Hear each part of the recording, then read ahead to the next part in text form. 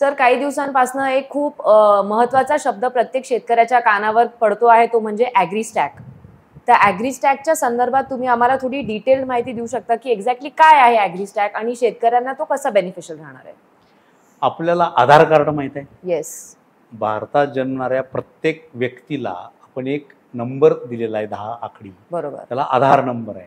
म्हणजे तो नंबर म्हणजे ती व्यक्ती युनिक आयडी आहे, युनिक आयडी आहे.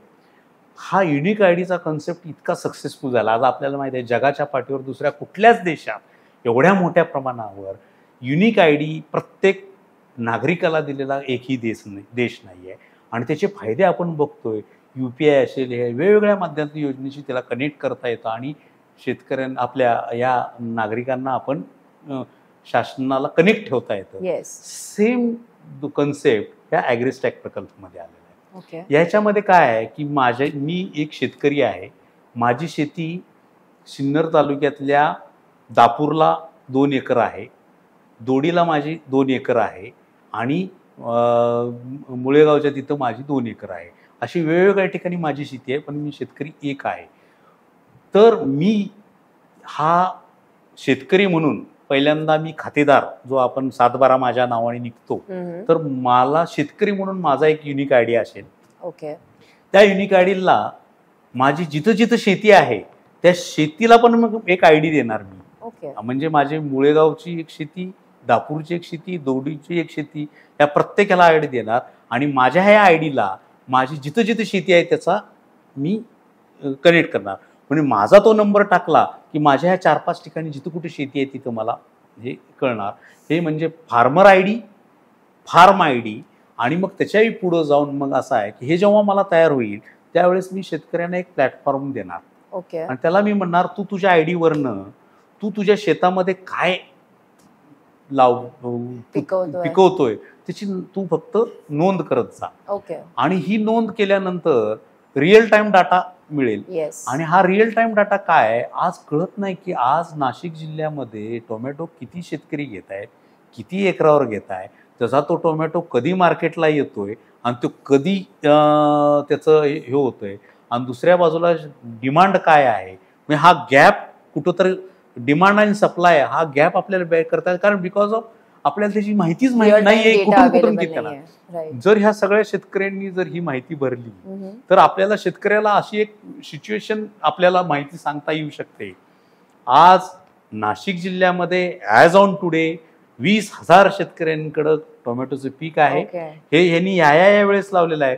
म्हणजे ह्या याच्यातनं सरासरी तुम्हाला फेब्रुवारी मार्च पुढच्या महिन्यात एवढं टोमॅटो येणार आहे, एप्रिल मे एवढं येणार आहे. आणि मग ह्याचा फायदा असा होईल की आपल्याला उद्या शेतकऱ्याला सांगता येईल, अरे तू आता मे महिन्यात जर कोणी लागवत असेल टोमॅटो, त्याला म्हणता येईल, अरे तू टोमॅटो लावू नको बरं का, कारण इतके ऑलरेडी टोमॅटो झालेले आहेत की तू जेव्हा लावला मे महिन्यामध्ये त्यावेळेस तुला जेव्हा विकायला येईल त्यावेळेस तुझा भाव पडलेले असणार आहे. त्यामुळं त्याला रिअल टाइम डाटा कळेल की मग कळेल मग टोमॅटो नको. कारण मला इन्फॉर्मेशन काय सांगते, मी आज जर टोमॅटो लावला तर माझा मे महिन्यात येणार आहे, त्यावेळेस इतकं मार्केट पडलेलं असणार आहे की माझा माल माती मोल व्हायला. मग दुसरं कुठलं, मग त्याला सगळी इन्फॉर्मेशन तिथं असणार आहे की मग मी वांगी लावाई का मी दुसरं कोबी लावेल, ऑल्टरनेट क्रॉप लाव. मग त्याला सगळा डाटा अवेलेबल होणार आहे. आणि त्यामुळं शेतकऱ्याला डिसिजन मेकिंग, जो परत स्मार्ट शेतीचा विषय आहे, आणि हा प्लॅटफॉर्म करण्याचं काम हे.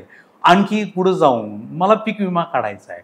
आज मला पीक विमा काढायचा असेल तर मला त्या CSC सेंटरवर जा, माझा 7/12 घेऊन जा, माझा आधार कार्ड घेऊन जा, आणि मग तिथं जाऊन मग मला ते थंब लावा आणि मग ते फॉर्म अपलोड करा, मग ते हेच 7/12 करा. ह्या सगळ्या गोष्टी मला 7/12 घ्यायचा म्हटलं, ते ऑनलाईन उतारा काढायचं म्हटलं तर ते लवकर मिळत नाही. ह्या सिच्युएशनला तुम्हाला काहीही करायची गरज नाही, कारण तुमचा ऑलरेडी फार्म आयडी इटसेल्फ तुम्ही आहे. तुम्हाला जस्ट तुमचा फार्म आयडी आणि फार्मर आयडी टाकला की तुम्ही काय लावलेलं आहे हे ऑलरेडी ती सिस्टीमला लोड असणार आहे. तुम्ही कुठल्या फार्मवर आला ती फार्मही लोड असणार आहे. ते फार्म 2 एकराचा आहे की 20 एकराचा हे ऑलरेडी डिसाइडेड असणार आहे. त्यामुळं तुम्हाला फक्त माझा फार्मर आयडी टाकायचा आहे, मला फार्म आयडी टाकायचा आहे, आपोआप एका क्लिकवर माझा विमा निघणार आहे. दुसरं, ह्याच्याशी मी आधार लिंक केल्यानंतर मला ते पैसे किती भरायचे आहेत ही सांगायची गरज नाही. मला फक्त आधार नंबर टाकला, माझ्या अकाउंटमधनं 100 रुपये माझा विम्याचा रक्कम ही त्याच्यात जाणार आहे. मला तेही काही हे गरज नाही. उद्या मला ह्या सगळ्या गोष्टी, मला बँकेत कर्ज प्रकरण करायचं आहे, उद्या बँकेवाले ही कागद नाही, तुझ्या ह्या फाईलमध्ये हे नाही असं म्हणायची गरज नाही. त्याला फक्त मी जाणार, माझा हा फॉर्म आयडी आहे आणि तो फॉर्म आयडी टाकून बघा तुमच्या सिस्टीमला, माझा सगळा बायोडाटा तुम्हाला दिसेल. माझी शेती कुठं आहे, मी काय पिकवतोय, कधी पिकवतोय, कसं पिकवतोय, हे सगळं तुम्हाला दिसेल. तुम्हाला फक्त क्लिक करायचं आहे की यस की नो म्हणायचं आहे. इव्हन गव्हर्नमेंट ही सेट करणार आहे की कांदा पिकासाठी कर्ज देण्यासाठी तिची लिमिट 3 लाखाची आहे. त्याच्यामुळे तो नाही म्हणणार मी तुला 1 लाख देईन. 3 लाखाची लिमिट सेट आहे ना, आपोआप ते तुला एका क्लिकवर ते लोन तुझं मंजूर होणार आहे. म्हणजे त्यालाही करायची गरज नाही. म्हणजे हे सगळं पेपरलेस करण्याचा भूमिका. आणि त्याच्या मोबाईलमध्ये घरी बसून त्याला बँकेत जाय, आपण जसं आता पैसे काढण्याकरता युपीआयवर एकमेकाला आपण ट्रान्झॅक्शन करतो, तसं घरी बसून मी योजनेचा लाभ घेणार आहे, घरी बसून मी विमा भरणार आहे, घरी बसून मी लोन ऍप्लिकेशन करणार आहे, घरी बसून मला कुठल्या मार्केटला मला घेऊन जायचं हे मला कळणार आहे. हा महत्वाकांक्षी प्रकल्प आहे ॲग्रीस्टॅक प्रकल्प. आणि येणाऱ्या काळामध्ये म्हणून म्हटलं की हा जो स्मार्ट शेतीचा विषय आहे आणि आज आपण 2025 मध्ये बसलोय, ह्याला जास्त वेळ लागणार नाही. टार्गेट 2028चा आहे गव्हर्नमेंटचं, की 2028ला हा सगळा आपल्याला करायचा आहे. म्हणजे 2030 साली जर एखादा तरुण शेतकरी किंवा कुठलाही शेतकरी करत असेल तर त्याला तो जमाना गेला की मी सातबाऱ्यासाठी कुठं तर शेतू केंद्रावर जा किंवा माझं पिकाची नोंद घेण्यासाठी मी तलाट्याच्या मागे जा. काय nothing to do with it. Wow, म्हणजे एक सेंट्रलाइज सिस्टम जो आपण म्हणतो सुरुवातीपासून तो एक कॉन्सेप्ट इथे. आणि माझ्या मते जर ॲग्रीस्टॅकची योजना ज्या कॉन्सेप्टने डेव्हलप झाली आहे त्याच पद्धतीने जर इम्प्लिमेंट झाली तर शेतकऱ्यांसारखं सुखी, बळीराजासारखं सुखी दुसरं कोणी होणार नाही.